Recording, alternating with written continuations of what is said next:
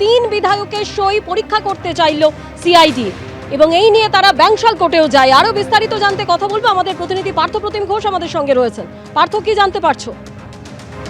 দেখো, 3 জন বিধায়ক, যার মধ্যে বাহারুল ইসলাম, অন্যদিকে হচ্ছে অরূপ রায়, পাশাপাশি হচ্ছে সুভাষিস দাস, এই 3 বিধায়কের হাতের লেখা নমুনা পরীক্ষা করতে চায় এই সই জালিয়াতির যে মামলা, সেই মামলায় সিআইডি।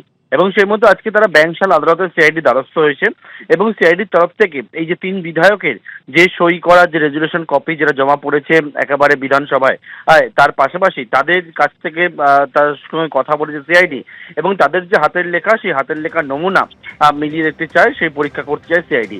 এবং সেই মতোই কিন্তু তারা ব্যাংশাল আদালতের দ্বারস্থ হয়েছে এবং আদালত ইতিমধ্যে সেই আবেদন মঞ্জুরও করেছে।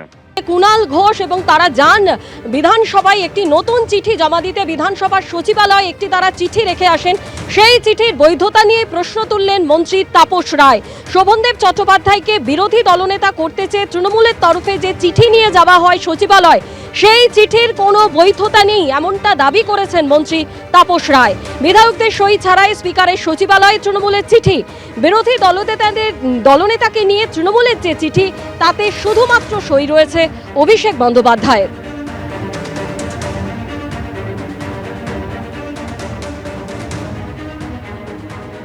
গতকাল আমরা একটি চিঠি দিয়েছিলাম, অফিসেই জমা পড়েছে এবং তারা খুব নিয়ম মাফিক তারা চিঠিটি গ্রহণ করেছে, মানে চিঠিটি জমা নিয়েছেন এবং রিসিপ্ট কপি দিয়েছেন। তো আজ আমরা যখন দিতে এলাম তখন আমাদের বলা হলো যে স্পিকার গতকালের চিঠির পর ভার্বালি ইনস্ট্রাকশন দিয়েছেন কোনো চিঠি নেওয়া যাবে না। কিন্তু হাসবো না কাঁদবো, তো অবাক কাণ্ড। তো যাই হোক, তো আমরা সেটা দলের নেতৃত্বকে জানাই এবং রাজ্যসভার দলনেতা ডেরেক ওব্রায়ানও আমাদের সঙ্গে আছেন। তো আমরা এখন সেই চিঠিটি, যেটি ওনারা নিলেন না, আরে বলেই দিতে পারতাম, আমরা কন্টেন্ট ভেরিফাই করিনি, যে রীতিটা আছে সেইভাবেই তো রিসিভ হয়। গতকাল রিসিভ হলো আর আজকে হচ্ছে স্পিকার সাহেব বলে দিয়েছেন কিছু রিসিভ করা যাবে না।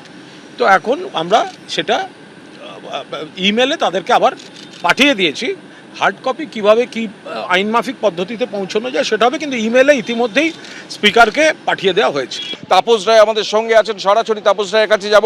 তাপস দা, এই যে রাজনীতি, আপনার পরিষদীয় রাজনীতি দীর্ঘদিনের অভিজ্ঞতা, আজকে তৃণমূলের তরফে কিছুক্ষণ আগে কুণাল ঘোষ, হাসিমা পাত্রটা একটা চিঠি দিয়ে এসছেন এবং চিঠি রেখে এসছেন, কার্যত বলা যেতে পারে রিসিভ করা হয়নি, কারণ অধ্যক্ষ নেই, অধ্যক্ষের সচিবের কাছে। এবং সেখানে মানে সূত্র মারফত জানা যাচ্ছে যে সেই চিঠিতে নতুন করে পার্টির তরফ থেকে বলা হয়েছে কিরে বিরোধী দলনেতা হবেন, অর্থাৎ শোভনদেব চট্টোপাধ্যায়ের নাম আরও একবার লেখা হয়েছে, যদিও বিধায়কদের সই নেই।